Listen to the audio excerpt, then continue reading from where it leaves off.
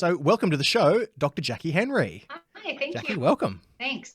Thank you for being on the show. Thank you for taking the time out of your busy schedule to share with our audience. I'm excited to have you on the show to talk about something that we've touched on a couple of times, only briefly throughout the show, but never actually explored in any depth, and that is values and the role that they have on influencing our behaviour.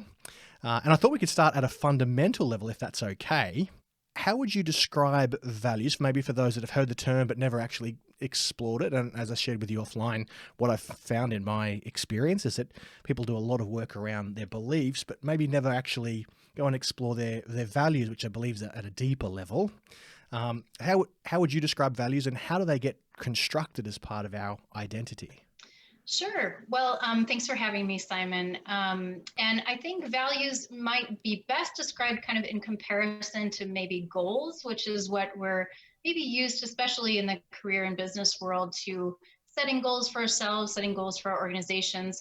Goals really can be, are a much more specific and maybe finite and kind of time sensitive concept, where it's something like, I'm going to drive to California, versus a value might be something like I'm headed west. So when we think about a goal, it's often got a specific definition, a specific metric that we know when we've reached it, versus a value is kind of a direction that we're maybe heading. And so it can really inform specific actions that we might take, but can be applied across contexts. So it can really lend itself well to being adaptable to a lot of different contexts and situations. Values, I would say, are often informed by experiences that we've had, whether that's in the positive or in the negative. So when I talk to clients about their values, it's often a process of exploring moments in their life where they have really felt the presence of positivity, or maybe a concept your listeners are familiar with as flow, kind of a flow state where I'm really feeling connected to what I'm doing. I'm feeling positive about myself. I'm feeling that I'm working toward something important. Or in its absence of a value, something where I just didn't feel connected to the world around me, to the people around me. It even to this day, even if I'm past it, I can still kind of feel a reaction to that moment. So really exploring what was important to you growing up, what was important to your family, and do you have a positive relationship to what was important, or is it more in the negative or the absence of that you find a reaction?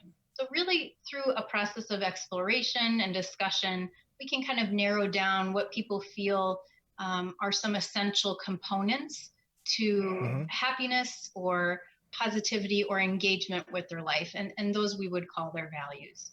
Yeah, nice.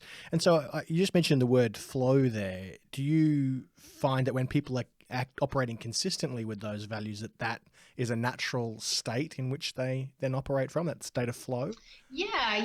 That's an interesting concept. Flow, for people who aren't quite familiar, it's kind of a term coined in positive psychology, and it really intends to mean these moments where time passes at once kind of very slowly, where you're very engaged in what you're doing, and also you look up and an hour or so has passed, so time has passed very Yes. quickly. And some of us feel that when we're engaged in sports or a beloved hobby or music, something like that. And that flow can really give us good information about when we're working in congruence with our values. Yeah, nice. And so you've mentioned a couple of things in regards to how they get constructed. How do they impact our behavior? Like how do values impact our experience of life, and in turn the actions that we take, and obviously then the results that we produce? Yeah, so interesting. Sometimes I think values uh, they don't inform our behavior enough, and what is informing our behavior is kind of external expectations or environments that might not share our values. And so that's when you might feel this kind of crossroads effect where you feel, or this incongruence, right? Where something either in my body or my mood is telling me that the actions I'm taking is not fitting with what's important to me. And those are really important situations to talk about with my clients, because they really inform us that our actions are not matching our values. And so really we want to try to align committed action toward our values so that we experience that congruence or authenticity um, in our life. And would you say that values are fixed once they're developed, or are they malleable or adaptable? Can they change over a period of time, or due to certain circumstances? Yeah, certainly. I think that we hold different values at different points in our life. Becoming a parent for me kind of allowed me to explore different types of values um, felt more pertinent to the life phase that I'm in. Perseverance might be one, or commitment. Um, but I think also our values can be more prominent in different contexts. So in my job, maybe I have a different set of values that maybe are ranked differently versus my personal life. Maybe I have ones that are featured more prominently there. Um, and so I think that they are malleable, or at least they might present themselves in different ways throughout different phases or contexts in our life. I would say, though, that in general, if you're someone who feels like trustworthiness is an important value to you, or integrity, or justice, for example, those might look differently in different phases of your life. But I would say that that's a beautiful thing about values, is that they really lend themselves well to different manifestations. I'm really getting that in what you're saying, is that the value itself, I mean, two people might share the same value, but they may be expressed in different behaviors and different actions, or in different ways. Sure. And yeah, it's beautiful. Identifying your values. How important do you feel that it is for an individual to go out and proactively identify what their values are? Really important. So this is often one of the initial things that I will do with clients, which sometimes is a little bit of a conversation up front, because often people will present to me in kind of a moment of crisis and are really looking for action right away. And I think that would be similar to with an organization or someone in their career who is looking to make a change. They're looking for the next action step. And I think for me, it's about explaining why taking the time to do a values clarification exercise, or exploration about what values might be, that's a really important first step, because it informs what our actions will be. I can give you advice right away or give you a list of things to do, but we really want those things to be effective. And that's why kind of taking the time to first explore what's important to you, or what feels essential to your personal or professional life, that's why that's really important, because it'll inform what we do next. Sharing, do you have a particular process that you follow to help someone identify their values? Sure. Well, like I mentioned, kind of the first step is doing a little bit of the rationale behind why we're doing. I always want people to feel like there's a purpose or an intent behind what I'm asking them to do. A lot of times this will involve talking about, as I mentioned, a situation that brought up some pain or discomfort, as a good way to determine what value was being blocked or not fulfilled in that moment. And so before I want people to go down that path, I really want them to buy into the idea and provide rationale that this is for a good purpose, right? So explaining to them kind of the rationale why values are important to inform our actions is kind of my first step. And then I really use a values card sort, which anyone can kind of find online. And there's a lot of them that are tailored to career or couples work. But I tend to use kind of the original individual values card sort. And it usually gives probably about 100, 150 values with little descriptions. And I always say, look, these are kind of standard stock descriptions. If it feels like it speaks to you in a different way, that's okay too. But to allow people to kind of sort those and rank those first by what's very important, and then really within that category, what's essential. And we come up with about 5 values that we can start to craft some specific actions around.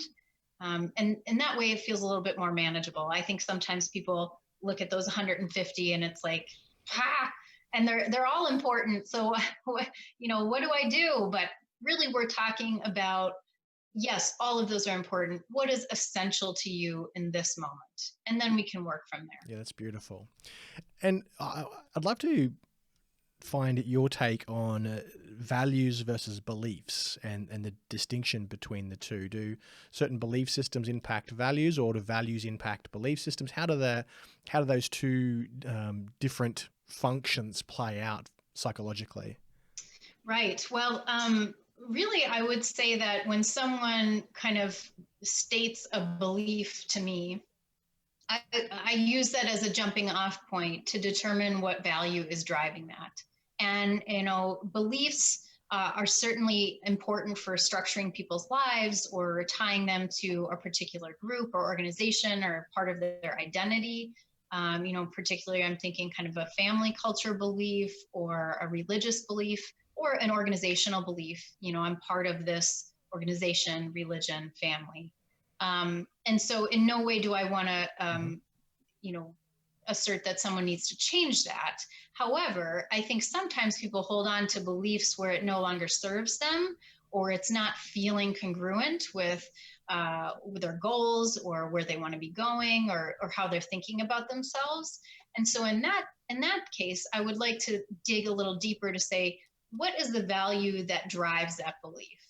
So then we can say, we can hold on to that value that kind of serves as a bedrock of that belief, but maybe the belief itself is not working for you. So how can we take that value and use that to manifest that into an action or another belief now that I'm different or I'm in a different context serves you in a way that you can feel like you're living still true to what's that underlying value.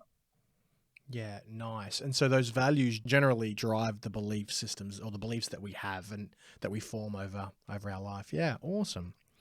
Very cool. When our values get challenged, let's say it's in a work environment or a social setting, how does that tend to play out? Sure. Well, most often I would say that it shows up in the way of beliefs get challenged.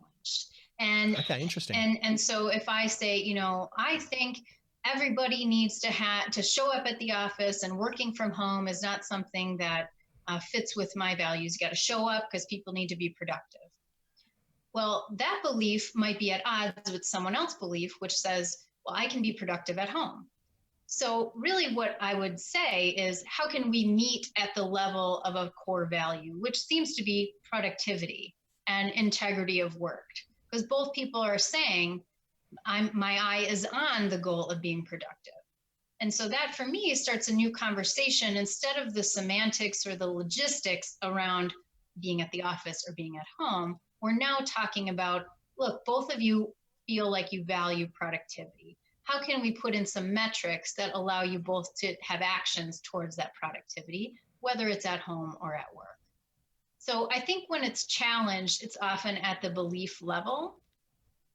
If someone feels as if their values itself are being challenged, that they're part of an organization or a family or any sort of other group where their values are not shared or they're not being respected, that often creates a lot of distress in somebody, because they might have a value of belonging or community, and that is at odds with another value like diversity or integrity, if part of their organization is not living up to their word, etc.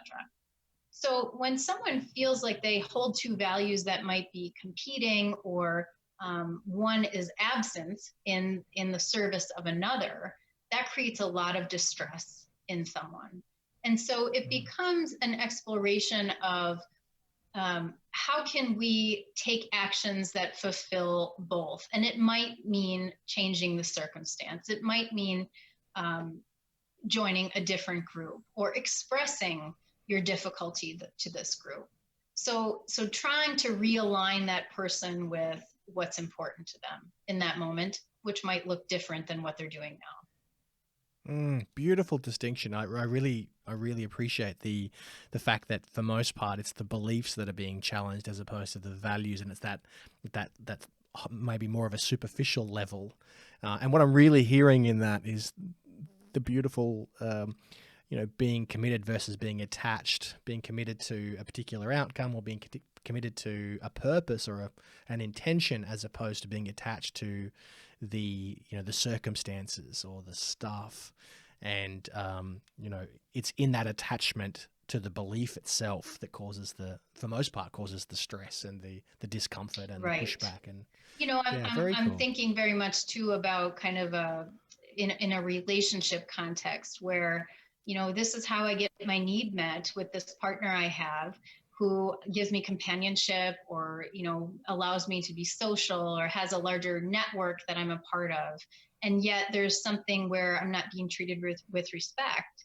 And so I'm in this conundrum where I'm getting a lot of my values needs met by this person, and yet some part of me knows that there's a real breach of trust or some other value that I hold very dear. And so part of talking to someone about that is, you have a value of connection, social connection or network, and community. And how can we replicate that in another context that feels like it doesn't sacrifice another one of your essential values?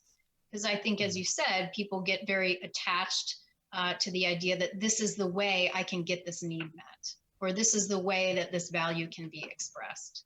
And my job is to kind of broaden that horizon to say, values are very generalizable, and often we can get creative about how those manifest in our life. Yeah, beautiful, Jackie.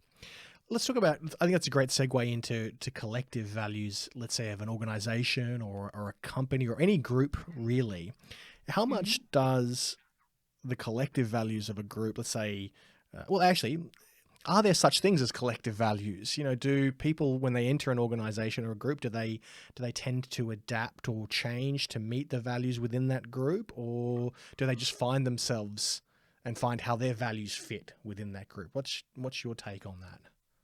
Yeah, I think it's a little bit of chicken and the egg Mm, here, where maybe you're attracted to organizations that uh, exemplify values that you hold, or market themselves in that way.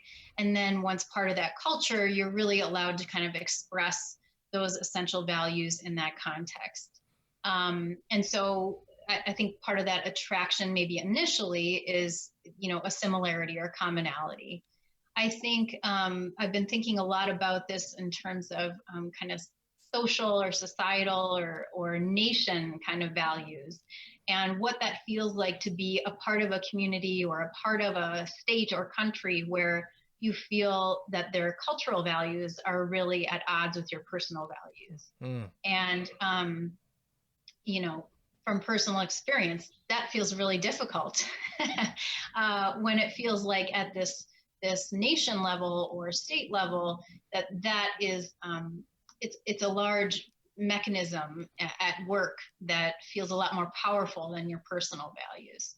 And so I think what I've reflected on for myself and also talked to people about is how can we take something and make it more manageable? So really talking about small and manageable and specific actions that reflect your value.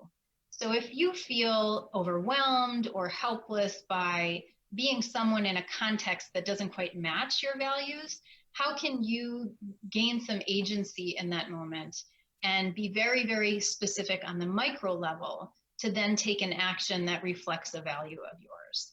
So, I'm thinking about the recent social unrest here in Minneapolis, and this has been reflected across our country here in the States. But oftentimes it feels overwhelming in the face of kind of systemic forces that don't hold the same values that I do personally.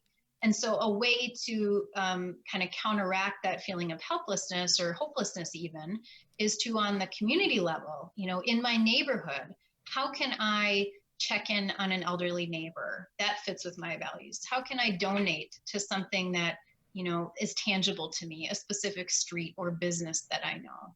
So it's really about taking action, even in moments of helplessness or hopelessness that do feel like reflective of your personal values, in order to keep on uh, that strain of agency and being able to act even in circumstances that feel overwhelming. Yeah, that's what I'm really hearing. What you're saying is the opportunity to be able to respond, and despite the fact that it seems overwhelming and the magnitude of a situation is greater than, it's like, well, what can I respond to here? How can I act consistently with my values in this current environment? And it gives back that little bit of control, or that personal responsibility inside of that. Yeah, that's And beautiful. I think that's what I appreciate most about a values framework, is that it can be very macro. It can be at the nation level. It can be at the global level, and it can really be at this moment level, the ultra micro level. I'm really angry, and I could yell at my kids. Instead, part of my values is patience or caring. And so, how can I choose it in this moment? And then I'll choose it for the next one too. So, I appreciate how your word malleable and applicable that the values framework is, because it feels like it can span contexts and hierarchies of power and influence. Interesting. And I just want to just chat about that. We talked about, obviously, at a macro, global, a national, especially, what's happening across the US and across the world right now. Right. My question is, let's pull it back to more of let's maybe a micro level. Let's say an organization, a company that's, got, 50 to 100 staff, or, possibly even 1,000 staff. And I'm sure that that would be a microcosm for what happens on the macro as well. How do the collective values of a group actually get created? How does that come to pass? Is it a collective? Is it the sum of all the behaviors and the actions that have happened in the past? Or how does the culture, I suppose, that value create or impact culture within an organization, a group, a country, a nation, a society? Yes, good question, Simon. I would say it's a combination. Now, that's a therapist answer for you. It depends. No, I think that it's a combination where someone has a stated, maybe, and I think it has a lot to do with power and influence, right? I can't deny that someone who starts an organization or leads an organization has a lot bigger voice and impact on setting the tone of an organizational culture. And so I think that has a big influence. Now, I think it's one thing to kind of come up with a mission statement or your values on paper. It's quite another to kind of live that out and show that in the workplace, and not just on your corporate or organizational face. And so I think maybe the primary values is what is presented or advertised. And then maybe some of the core values is what the people inside the organization really see. And that could be something like integrity, where, yes, this is what it says on your mission statement. And are you really backing that up? Or as an organization, we are serving our community, but are you serving your employees in the same way? And so I think there's a lot more nuance maybe to the behind the scenes type of organizational culture and the values that organization holds.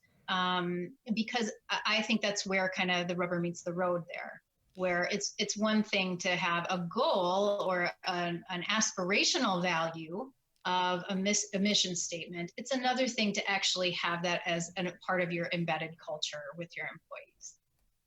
Yeah, no, I 100% agree. There's the work that I do with some of my clients in regards to their values or their purpose or their mission, is really having them get that this is not a marketing activity.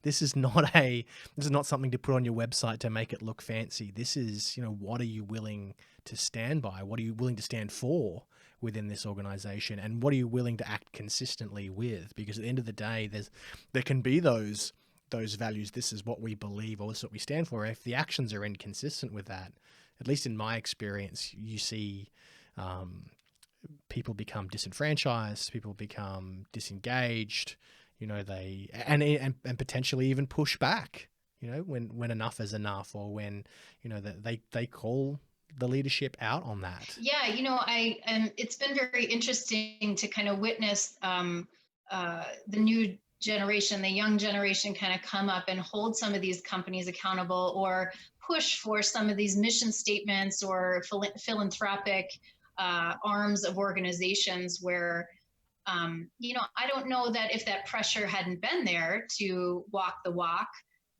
that these companies would have done that. And so I think that's a really important part of how organizational culture has evolved, is that now there's an expectation that you will not only have values in the product that you're marketing, but also how you're treating your employees, or what you're doing to give back, and that your focus isn't only on profits, that you're about sustainability. I think a lot about the impact of the sustainability movement on global organizations has had on what are you doing? You're doing a lot of these greenwashing marketing activities, and really, what are you doing to back that up? So I think that's a great example of how values, it's not just a statement of goals, it's action that reflects kind of values across your activities, whether that's your company activities or your internal activities or your employees, all those things. Mm.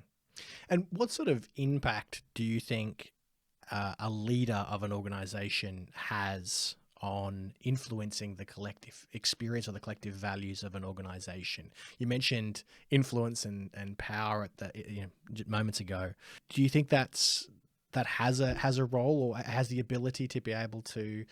And the reason I'm asking this is one of my favorite Chinese proverbs is the fish always rots from the head. And I want to see. I'm just intrigued to ask you, while I've got you here, is how that would play out at a values level, maybe on an individual level as well as at an organizational level.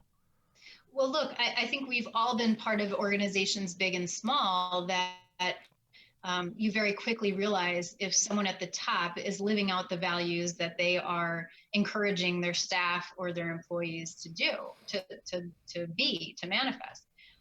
And I think that really has an effect on morale and motivation, and a willingness to make sacrifices personally and professionally for the organization or the mission or the product, whatever it might be.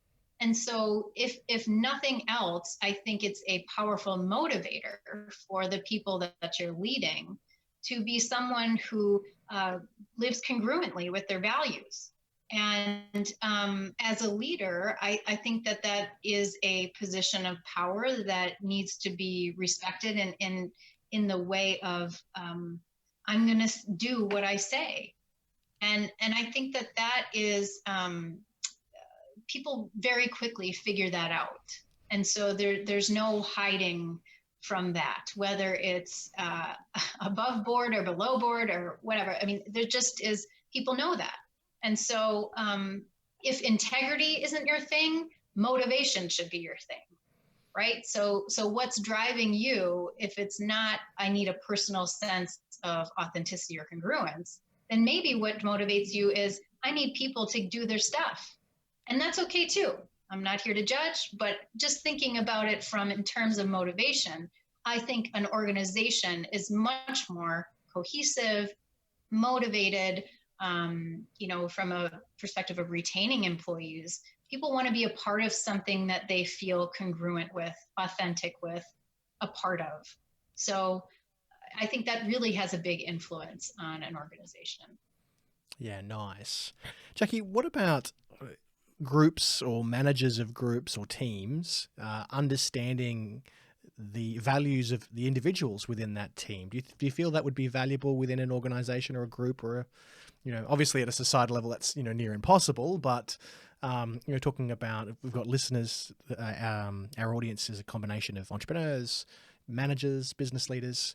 Is that a worthy practice, a worthwhile practice? Yeah, I do. I think this could be a really valuable exercise specifically for teams. I think is probably most manageable from a kind of a higher level of organization. But if you're a manager and you have a couple people on your team, it might be worth having an exercise where you talk at the individual level about what drives people. Because as I said before, if you're having a lot of clashes with someone, that might be at that belief level or an interpretation, a different interpretation of a shared value.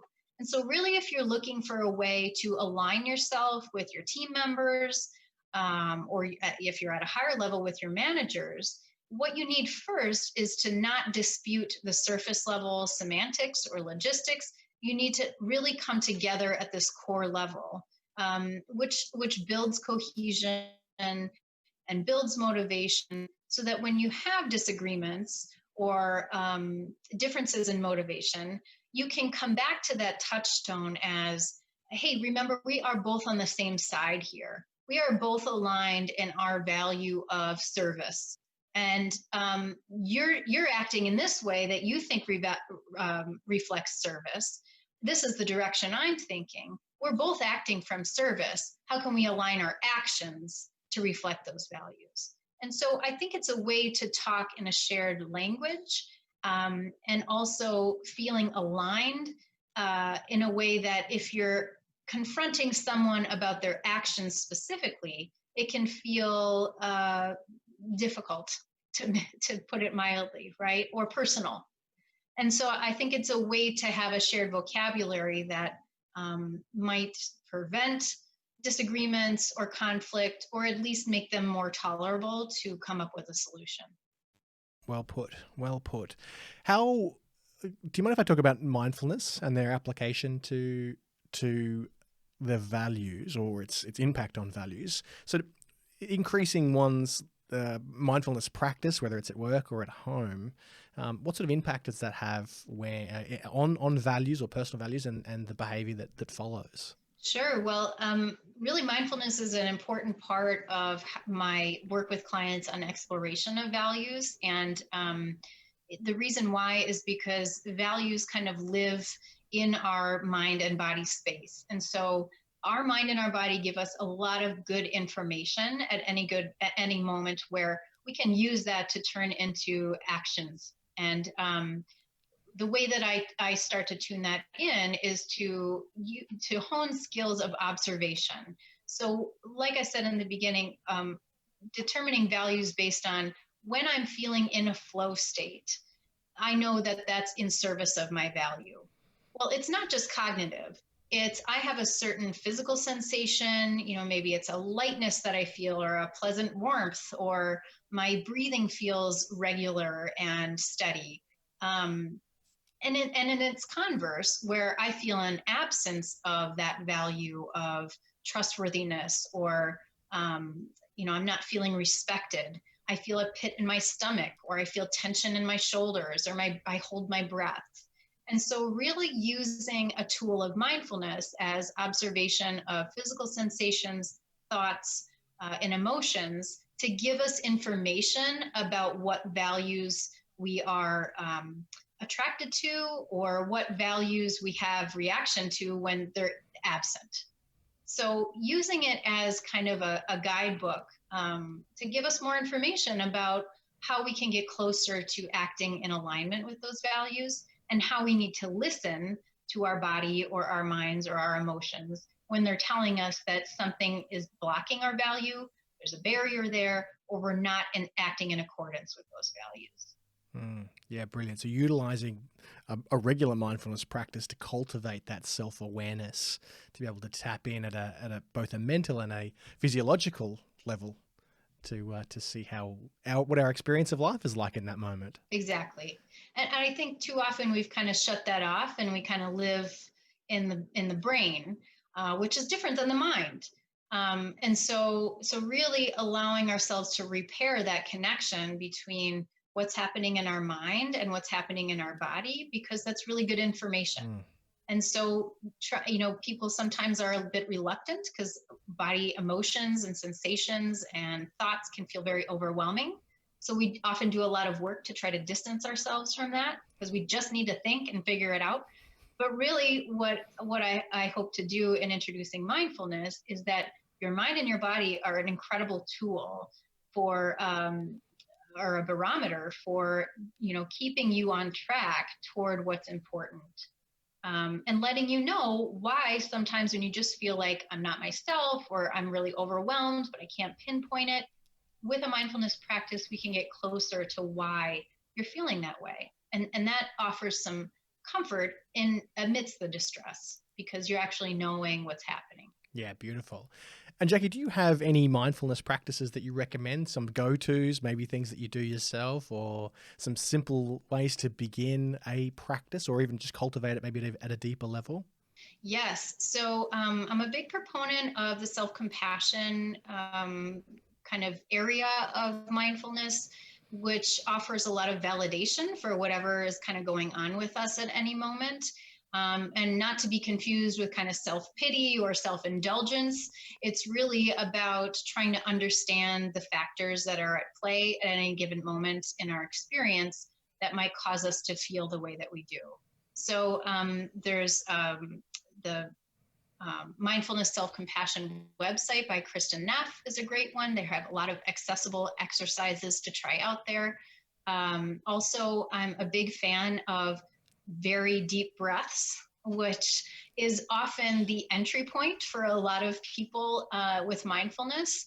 So when we are distressed or we're experiencing kind of a fight or flight, often the first thing that gets affected is our breath. And so either we're taking shallow breaths or we're not breathing or holding our breath. And so attending to your breath can be one of the most powerful ways to enter into mindfulness. And often I do a simple one of breathing in for the count of 3, breathing out for the count of 3. And you will be amazed at how physiologically that affects your body. It tells your brain, we are not being chased by a tiger. We are here in this moment and we're okay. So, Yes. so really, I cannot be a bigger proponent of just taking a deep breath. It's so beautiful.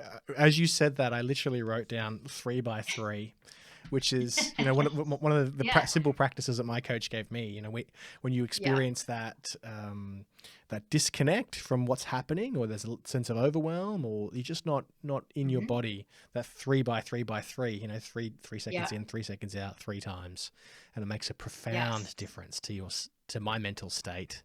And I sit absolutely. with, yeah, so very beautiful, beautiful.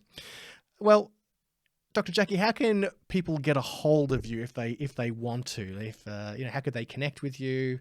I really appreciate you being on the show and appreciate your time. So, if somebody's in the US, in Minnesota, how could they connect? Yeah, so I'm on LinkedIn. I'm under Dr. Jackie Henry. I'm also on Psychology Today, which is a search engine for therapists and psychologists across the country, across the US. I also do telehealth. And so if people are interested in that as a mode of connecting, they can contact me through my website, which is mindfulconnectionsmn, is in Minnesota.com. And I'd look forward to hearing from you. Any questions, anything that you want to follow up on, I'd be happy to talk with you. Thank you so much. Again, thank you for your generosity, your wisdom, and your time. And I wish you all the very best with both in your practice as well as, in the current state of affairs. Thank you. And sending you much love and gratitude. Thank you. Thank you so much for having me, Simon. You're very welcome.